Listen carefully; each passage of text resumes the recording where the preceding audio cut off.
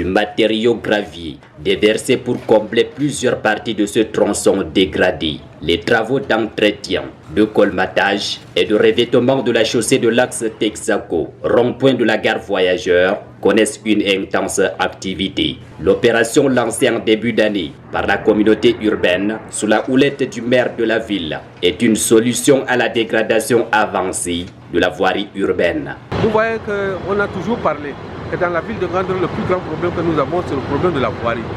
La voirie de manière générale, parce que c'est le revêtement. Il y a des endroits où il faut créer des routes. Il y a où il faut entretenir des routes en terre battue. Il y a des endroits où il faut construire des caniveaux.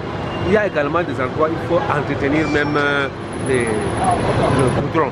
Sur place, les travaux progressent à pas de géant, alors que les ouvriers sont à pied d'œuvre sous le regard satisfait des riverains.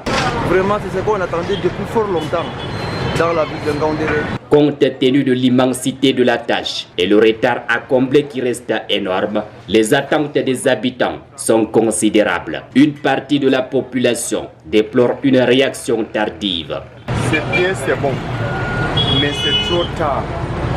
Ils ont laissé tout le quartier, toute la route sont dégradés, mais c'est bon quand même, c'est pas quand même trop tard.